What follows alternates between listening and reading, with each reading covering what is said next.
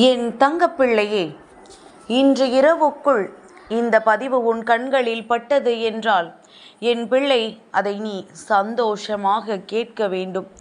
ஏனென்றால் நாளைய விடியலில் என் பிள்ளைக்கு அதிசக்தி வாய்ந்த அற்புதமான நல்ல செய்தி ஒன்று காத்து கொண்டிருக்கின்றது. நாளைய விடியல் என் பிள்ளைக்கு அதிர்ஷ்டத்தை கொடுக்கக்கூடிய விடியலாகத்தான் இருக்க போகின்றது. என் பிள்ளையே, நாளை அது நடக்குமா நடக்காதா என்று சிந்திக்காமல் அம்மா சொல்வதனால் நிச்சயமாக நடக்கும் என்ற நம்பிக்கையோடு நாளைய விடியலை நீ எதிர்கொள்ள வேண்டும். என் குழந்தைக்கு முதலில் ஒரு விஷயத்தை அம்மா சொல்கின்றேன், அதை நீ தெளிவாக புரிந்து கொள். எல்லாம் எனக்கு தெரியும் என்று சொல்லி குழப்பத்தோடு இருப்பதை முதலில் நிறுத்து. என்ன விஷயமாக இருந்தாலும் எனக்கு தெரியாது என்று சொல்லிவிட்டு தெளிவோடு இரு. தெரியும் என்றால் முழுமையாக தெரிந்து வைத்திருக்க வேண்டும். அரைகுறையாக எந்த விஷயத்தையும் தெரிந்து வைத்து கொண்டு அடுத்தவர்களை குழப்பிவிடக்கூடாது. அம்மா சொல்வது உனக்கு புரியும் என்று நினைக்கின்றேன். நீதான் இதை செய்கிறாய் என்று சொல்லவில்லை. உன்னிடத்திலும் சிலர் இப்படித்தான் நடந்து கொள்கின்றார்கள். தேவையில்லாத விஷயங்களை செய்து உன்னை போட்டு குழப்பிக் கொண்டிருக்கின்றார்கள். என் தங்கமே, எல்லாவற்றையும் தெரிந்து கொள்ள வேண்டும் என்றால் என் பிள்ளை அதற்கான முயற்சிகளை நீ செய்ய வேண்டுமே தவிர வேறு யாரிடமோ கேட்டு மேலும் உன்னை நீ குழப்பிக் கொள்ளாதே. என் தங்கமே, நீ 2 நாட்களுக்கு முன்பாக ஒரு விஷயத்தில் உன் மனதிற்குள் ஒரு கலக்கத்தோடு இருந்து கொண்டிருந்தாய். நாளை அந்த விஷயம் பிரச்சனையாக வெடிக்குமா அல்லது எதுவும் இல்லாமல் முடிந்து விடுமா, நமக்கு சாதகமாக மாறிவிடுமா என்கின்ற ஒரு தயக்கம் என் பிள்ளைக்கு மனதில் இருந்து கொண்டிருக்கின்றது. என் தங்கமே, உன்னுடைய தயக்கத்தை உன் தாயானவள் நான் போக்குகின்றேன். என் குழந்தை, உன்னுடைய வாழ்க்கையில் இந்த விஷயத்தை அம்மா நிறைவேற்றி தருகின்றேன். நீ 2 நாட்களும் உன்னுடைய மனதிற்குள் போட்டு தயங்கியது தேவையற்றது என்பதனை நீ உணரப் போகின்றாய். சரி, நாம் என்னதான் தவறு செய்தாலும் அதை தெரிந்து செய்யாததனால் நிச்சயமாக அதற்கு மன்னிப்பு உண்டு என்பதனை நீ உன் மனதிற்குள் தெளிவாக புரிந்து வைத்துக்கொள். சில நேரங்களில் சில விஷயங்கள் மிகப்பெரிய பிரச்சனையாக உருவெடுக்கும். அது ஏன் மிகப்பெரிய பிரச்சனையாக உருவெடுத்தது என்று அந்த நொடி நீ சிந்தித்து பார்ப்பாயானால் அந்த பக்கம் உனக்கு எதிரில் நின்று கொண்டிருந்தது உனக்கு வேண்டாத ஒரு நபராக இருப்பார்கள். இல்லை என்றால் அந்த விஷயம் பிரச்சனைக்குரியதாகவே இருக்காது. இருந்தாலும் அதிலும் உனக்கு சில நன்மைகள் நடக்கும். என்ன தெரியுமா? உன் எதிரில் நிற்பவன் உனக்கு மிகவும் நெருக்கமான ஆளாக இருக்கும் பொழுது இந்த பக்கம் நியாயம் பேசுகின்றவர்கள் நிச்சயமாக உனக்காக நியாயம் பேசுவார்கள். உனக்கு எதிரி என்று நினைப்பவர்கள் கூட அந்த நேரத்தில் உன் பக்கம் நின்று உனக்கு உதவி செய்வார்கள். இப்பேற்பட்ட சூழ்நிலைகள் எல்லாம் இது போன்று நடப்பதனால்தான் உன் வாழ்க்கையில் உனக்கு கிடைக்கின்றது என்பதனை நீ புரிந்து கொண்டு எந்த ஒரு சம்பவமும் வாழ்க்கையில் கஷ்டத்தை கொடுப்பதற்கு அல்ல என்பதனை என் பிள்ளை நீ புரிந்து கொண்டால் போதும். என் தங்கமே, இப்பேற்பட்ட இந்த வாழ்க்கை சூழ்நிலைகள் உனக்கு ஏற்படுத்துகின்ற சில கஷ்டமான மனநிலைகள் இவை எல்லாமே உனக்கு நிச்சயமாக தீர்ந்துவிடும். உனக்கு ஏற்படுகின்ற அத்தனை சவால்களையும் என் பிள்ளை நீ திறமையாக எதிர்கொள்ளத்தான் போகின்றாய். யாராலும் உனக்கு எந்த கஷ்டங்களும் வந்து விடாதபடி அம்மா தடுத்து நிறுத்துவேன். அதையும் மீறி ஒருவரால் உனக்கு கஷ்டங்கள் ஏற்படுகிறது என்றால் அவர்தான் உன்னுடைய முதல் எதிரி என்பதனை நீ புரிந்து கொள்ள வேண்டும். என் தங்கமே, எல்லா நாளிலும் மனதிற்குள் இருக்கின்ற நல்ல எண்ணங்களை நீ வெளிக்கொண்டு வந்து தீய எண்ணங்களை விட்டொழித்து உன் வாழ்க்கையில் உனக்கானதை நீ பெற்று கொண்டால் போதும். என் பிள்ளைக்கு வாழ்க்கையில் என்ன நடக்க வேண்டும் என்று இருக்கின்றதோ அதை உன் அம்மா நான் சர்வ நிச்சயமாக நடத்தி கொடுக்கின்றேன். என் தங்கமே, ஒவ்வொரு நாளும் நீ செய்ய நினைக்கின்ற ஒவ்வொரு விதமான விஷயங்களை பொறுத்துதான் அம்மா உன்னுடைய வாழ்க்கையில் உனக்கானதை உன் கைகளில் கொண்டு வந்து சேர்ப்பேன். நீ நினைத்தது எல்லாம் நாளை நடந்து விடுமா என்று கேட்டால் நிச்சயமாக என்னால் உனக்கு முடியும் என்று சொல்ல முடியாது. ஆனால் நீ நினைத்ததில் சில விஷயங்கள் உனக்கு நிச்சயமாக நடந்தேறும்.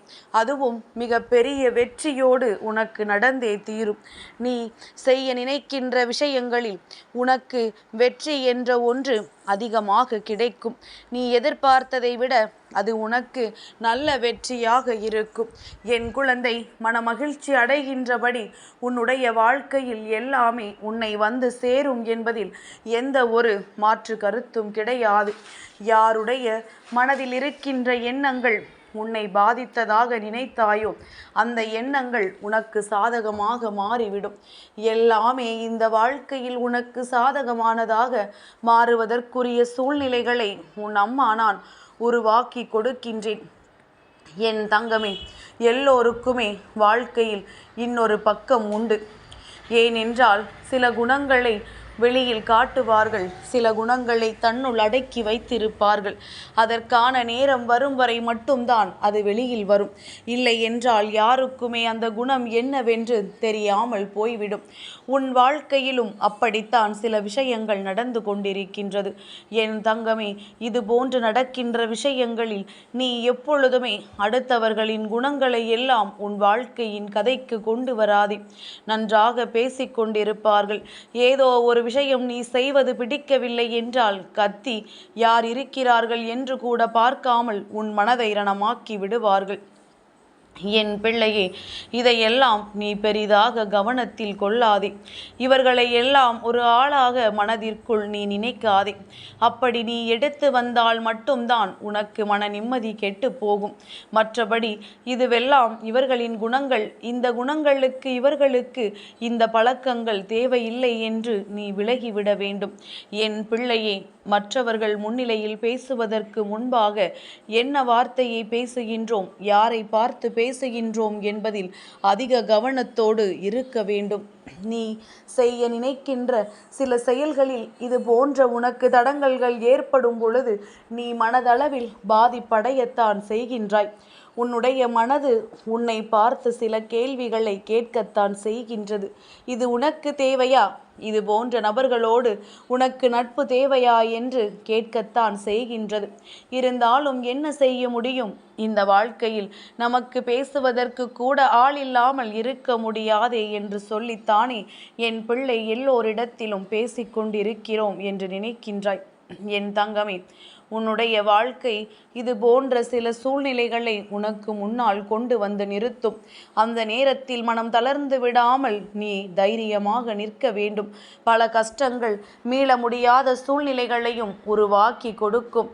அத்தனையிலும் இருந்து என் பிள்ளை நல்லபடியாக வாழ முடியும் என்று மற்றவர்கள் முன்னிலையில் நிரூபித்து காட்ட வேண்டும். எப்பொழுதெல்லாம் உனக்கு மன கஷ்டம் வருகின்றதோ அந்த நொடி உன்னை நீ தைரியப்படுத்திப்பார். அப்பொழுதே அந்த கஷ்டம் உன்னை விட்டு சென்றுவிடும். தேவையில்லாத விஷயத்திற்காக உன் மனதை போட்டு நீ குழப்பக்கூடாது.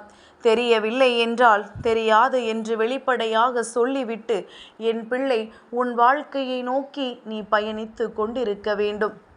எல்லாவற்றிற்கும் மேலாக இந்த வாழ்க்கையில் நீ செய்ய நினைக்கின்ற சில விஷயத்தில் உனக்கு மிக பெரிய தெளிவு கிடைக்க வேண்டும் என்றால் யாரிடமும் எந்த விதமான அறிவுரைகளும் கேட்காமல் நீ தனித்து செயல்படு. உன் மனசாட்சி என்ன சொல்கின்றதோ அதன்படி கேட்டு நடந்து கொண்டிரு. நிச்சயமாக உனக்கு கடைசியில் நல்ல முடிவு மட்டுமே கிடைக்கும். காலம் உனக்கு நல்ல பதிலை கொடுக்கும் என்பதனை என் குழந்தை நீ புரிந்து கொள்வாய். என் தங்கமே, எப்பொழுதெல்லாம் உனக்கு இந்த வராகியின் உதவி தேவைப்படுகின்றதோ அப்பொழுதெல்லாம் என்னை நீ அம்மா என்று அழைத்தாலே போதும். நான் எங்கிருந்தாலும் உன்னை தேடி ஓடோடி வந்து விடுவேன். நாளை வாரத்தினுடைய தொடக்க நாளல்லவா? அந்த திங்கள் கிழமையில் என் பிள்ளை மனதிற்குள் நினைக்கின்ற விஷயங்களை எல்லாம் நிறைவேற்றி கொள்ளக்கூடிய மனப்பக்குவத்தோடு நீ அந்த நாளை தொடங்க வேண்டும்.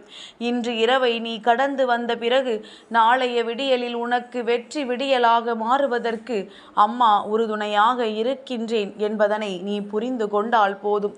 என்றென்றைக்கும் இந்த வாழ்க்கையில் உனக்கானது எல்லாம் உன்னை வந்து சேரும் என்பதில் எந்த ஒரு மாற்று கருத்தும் கிடையாது. யாரோடு உன் வாழ்க்கை தொடரும் என்று எழுதியிருக்கின்றதோ அவர்களோடு நிச்சயமாக தொடரும். யாரோடு இந்த வாழ்க்கை இடையிலேயே சென்றுவிடும் என்றிருக்கின்றதோ அதை யாராலும் மாற்ற முடியாது.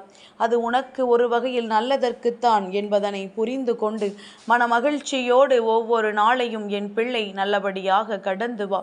என் தங்கப்பிள்ளைக்கு இந்த வராகி அம்மாவினுடைய ஆசீர்வாதங்கள் எப்பொழுதும் உண்டு.